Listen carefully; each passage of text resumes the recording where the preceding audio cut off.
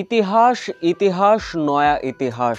সৌম্য সরকারের ছিল ছক্কার বৃষ্টি, শেখ মেহেদী সাইফের স্পিন ভেলকি, গ্লোবালে ভিক্টোরিয়াকে কেমন করে কাঁদিয়ে হারিয়ে প্রথমবারের মতো চ্যাম্পিয়ন হলো রংপুর রাইডার্স।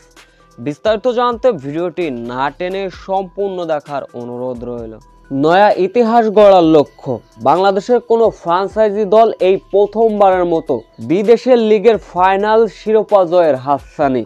এমন সমীকরণে অস্ট্রেলিয়া ভিক্টোরিয়ার বিপক্ষে মাঠে নেমেছিল রংপুর রাইডার্স। শুরুতেই ব্যাটিং করতে নেমে অ্যাটাকিং অ্যাগ্রেসিভ ক্রিকেট খেলতে থাকেন রংপুরের দুই ওপেনার টেইলর এবং সৌম্য সরকার। ওপেনিং জুটি থেকেই এই দুই ব্যাটার পেয়েছিলেন 50-র দেখা।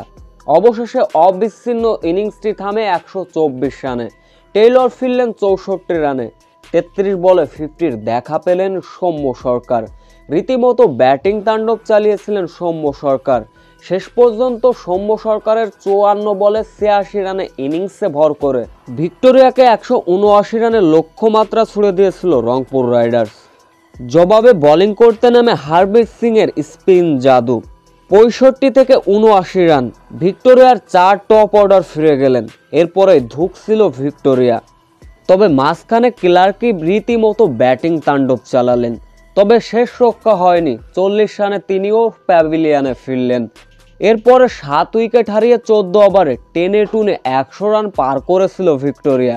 এরপর শেখ মেহেদী সাইফ হাসানের স্পিন ভেলকিতে 103 রানে 8 উইকেট হারিয়েছিল ভিক্টোরিয়া। শেষ 4 ওভারে ভিক্টোরিয়ার জয়ের জন্য প্রয়োজন ছিল 69 রান। শেষের দিকে লড়াই চালালেন, তবুও শেষ রক্ষা হলো না ভিক্টোরিয়ার। ভিক্টোরিয়াকে রীতিমতো কাঁদিয়ে হারিয়ে গ্লোবাল এবং বিদেশির মাটিতে নয়া ইতিহাস গড়ল রংপুর রাইডার্স। চ্যাম্পিয়ন বনে গেল বাইরের বিদেশি লিগে।